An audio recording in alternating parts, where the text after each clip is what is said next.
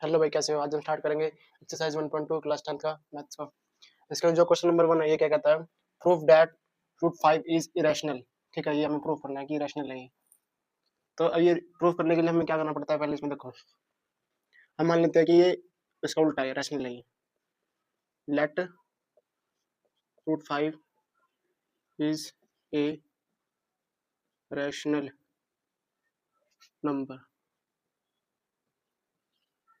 ठीक है, तो ये मान लिया हमें रैशनल नंबर है। ठीक है, तो तब क्या हो गई इसके? दिस इम्प्लाइज, ठीक है,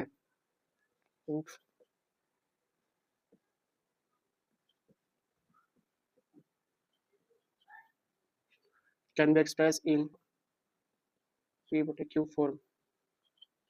ठीक है, जो रैशनल नंबर होता है ना, तो हमको उनको पी बटा क्या की फॉर्म लिख सकते हैं। अब देखो, तो ये मान लो let root 5 is equal to P बटा क्यू। ये पी बटा क्यू की वैल्यू कुछ भी हो सकती है, हमने वैसे मान लिया है। तो अब क्या करो, इसको ये डिवाइड में तो इधर आगे मल्टीप्लाई में जाएगा ये। तो रूट 5, ठीक है, मल्टीप्लाई हो गया इसके साथ, ये इधर पी हो जाएगी। अब क्या लिखना है? और यहाँ एक पॉइंट और लिख लो साथ के साथ, वेयर पी टे क्यू आर को प्राइम्स। को प्राइम्स देखो क्या होते हैं। को प्राइम्स होते हैं जिनका एचसीएफ एक होता है। एचसीएफ एक होने का मतलब कि उनमें कोई भी कॉमन फैक्टर नहीं होता। ठीक है, वो अलग अलग नंबर होते हैं। उनका मतलब कि जो फैक्टर होता है ना, सबसे छोटा फैक्टर, वो एक ही हो सकता है। और मतलब कि वो कोई एक ऐसा यूनिक नंबर हो सकता है जो इन दोनों काट देगा। समझ गया ना? कि कोई एक ऐसा नंबर नहीं बनेगा वो यूनिक जो इन दोनों काटेगा। ठीक है, तब क्या करो, इधर चला गया था on squaring both side squares कर दो। तो क्या आ गया? क्यू का स्क्वायर मल्टीप्लाई बाय रूट 5 का square is equal to P का स्क्वायर। क्यू का स्क्वायर ऐसे हो जाएगा, ये 5 का 5 रह जाएगा ऐसे। 5 तो लिखो पहले, 5 हो जाएगा। ठीक है, क्योंकि रूट 5 का स्क्वायर करेंगे तो खाली 5 आएगा, पी का स्क्वायर। ठीक है, तो अब देखो, मैंने ये इक्वेशन पलट दी बस। मान लें कि हम मतलब ये पी स्क्वायर की वैल्यू है, तो हम इसको 5 से डिवाइड करेंगे ना, तो 5 कट जाएगा इसकी वैल्यू। जैसे देखो 30 है, अभी हम ये कैसे पता करते हैं कि भाई 30, ये मतलब कि इसका 5 इसका फैक्टर है। कैसे पता करेंगे? इसको डिवाइड करेंगे 5 से, 5 से डिवाइड करेंगे तो कट जाएगा, 6 आ जाएगा। इसी तरीके से जैसे पी की वैल्यू है, पी स्क्वायर की वैल्यू, ठीक है, वो क्या 5 क्यू स्क्वायर है। इसी तरीके से अब पूछ लेंगे भाई हमें, भाई इसको काट के दिखाओ। ठीक है, तो काट के दिखाओ, इसकी वैल्यू ये है, तो कट जाएगी 5 से, तो कट जाएगी अच्छी तरह से। तो इसका ये कॉमन मल्टीपल हो गया। समझ गए ना?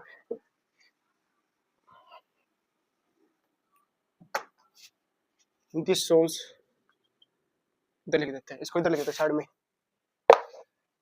साइड में लिखते हैं इसको इधर।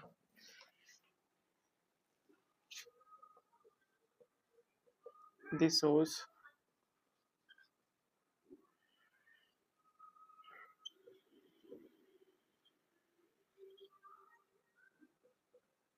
Common multiple of P square. तो मतलब कि हमें यह पता लगा कि 5 ना कॉमन मल्टीपल हो गया पी स्क्वायर का। आल्सो फॉर पी, पी के लिए भी होगा। कैसे होगा देखो, जैसे मान लो 25 का कॉमन मल्टीपल 5 होता है।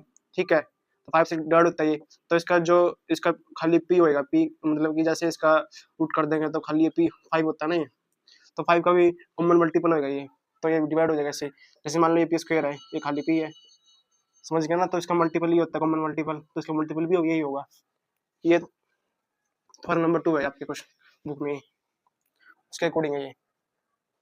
कितना हो गया? चलते हैं हम आगे। Let P is equal to 5 के, इतना मान लो आगे, स्क्वायर कर दो पूरा ऑन स्क्वेयरिंग बोथ साइड्स। ठीक है, तो P square is equal to 25 के स्क्वायर। अब देखो, इसको मान लो इक्वेशन नंबर 1। ठीक है, तो इक्वेशन नंबर 1 के अकॉर्डिंग क्या कहता है? Q P square is equal to 5 Q square. ठीक है, तो इसकी वैल्यू पुट कर दो यहाँ, तो 5q² is equal to 25k²। ये 5q पता लगा कैसे, कैसे हाँ, ये p² की वैल्यू जगह आई, ठीक है, तो इतना हो गया, तो q² is equal to 5k², कितना हो गया, इसको लिख लो, लिख लिया, आगे चलते हैं, इसके बाद इधर चलते हैं हम,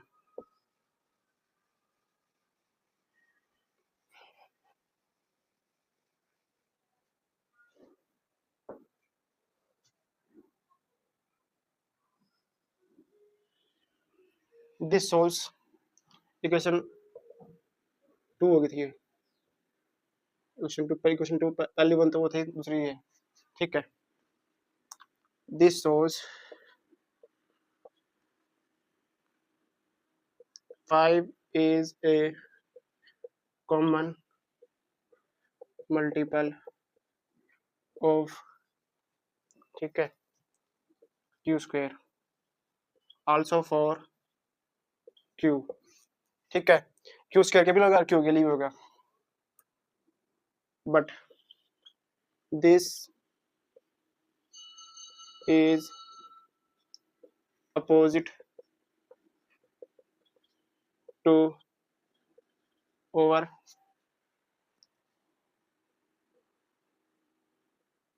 assumption,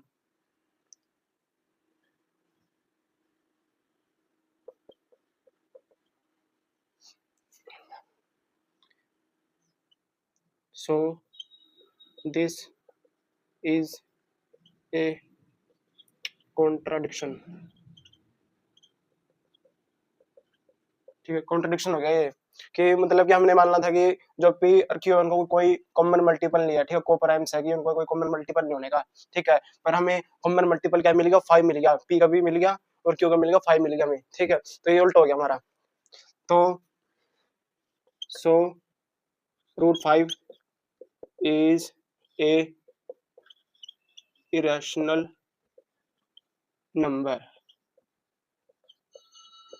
तो irrational number होगा वो, तो ये हमारा आंसर हो गया इसका क्वेश्चन का, बस ऐसे ही ये आसान से, ज़्यादा मुश्किल तो है नहीं, ठीक है, कोप्राइम्स को पता है, मैंने आपको बता दिया, where no common multiple is present, ठीक है, ये होता है कोप्राइम्स।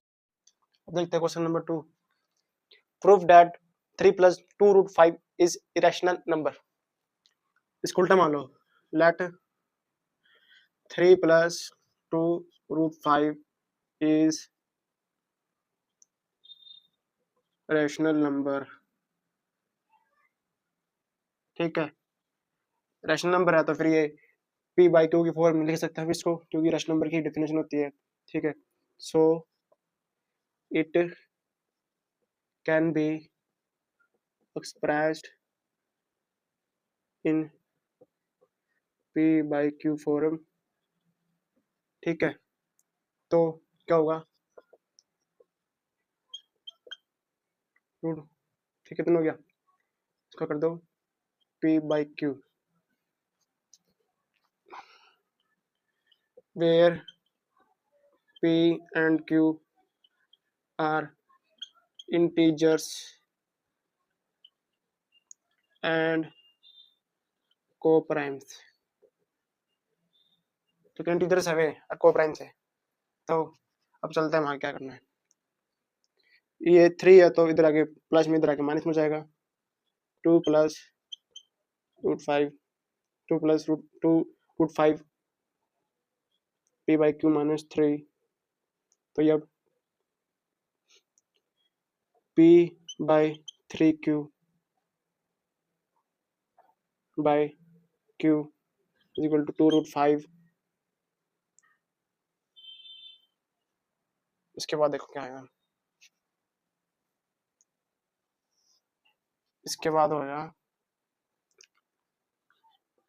√5, ये मल्टीप्लाई में चला के डिवाइड में, p - 3q divide by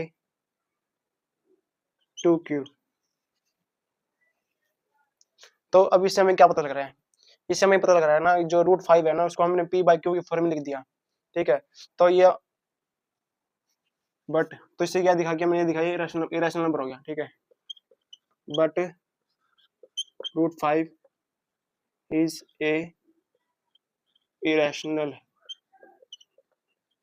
number, ठीक है, इरेशनल नंबर है ना, तो ये उसका उल्टा हो गया। This is a contradiction,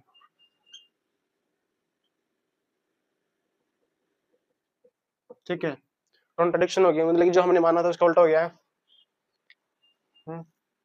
so 3 + 2√5 is a irrational number, ठीक है।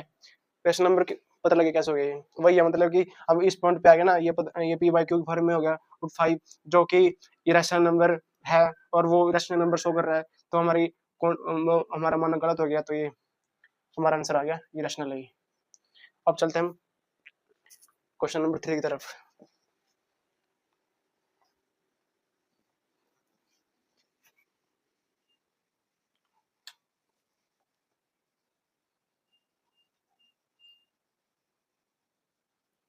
Question number 3 of this exercise, prove that the following are irrational. Question number 3,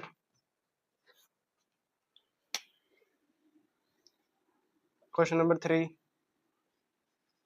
prove that the following are irrational, हमें प्रूव करना है। पहला कौन सा है, पार्ट ए, देखो इसका पार्ट ए क्या है, 1/√2, 1/√2, इसका आंसर देखो, आंसर क्या आएगा,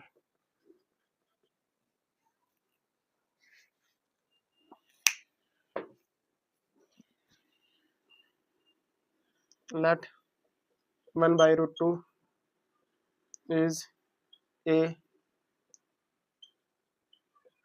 rational number, rational number है, so 1/√2 can be expressed in p by q form, ठीक है।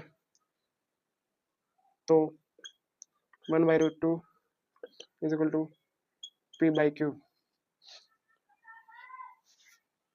where p and q are integers, ठीक है, इंटीजर्स है ये।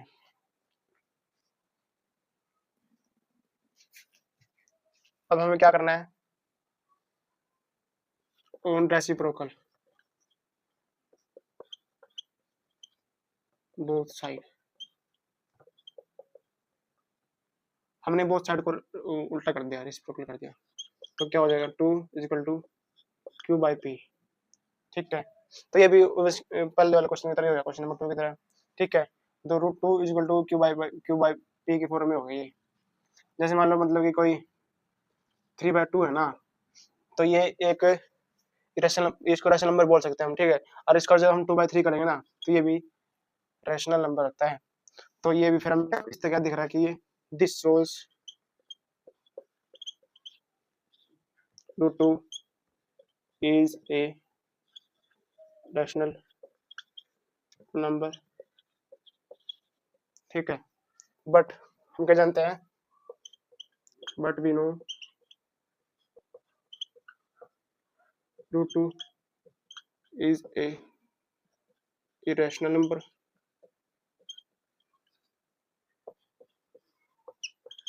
so this is a contradiction,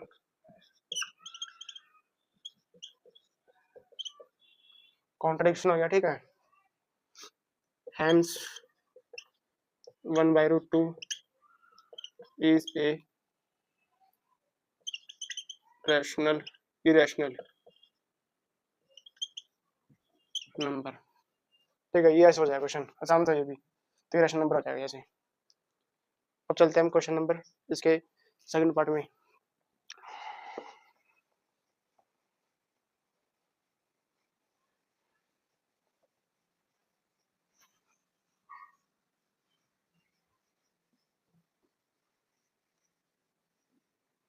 second part चलता है इसका।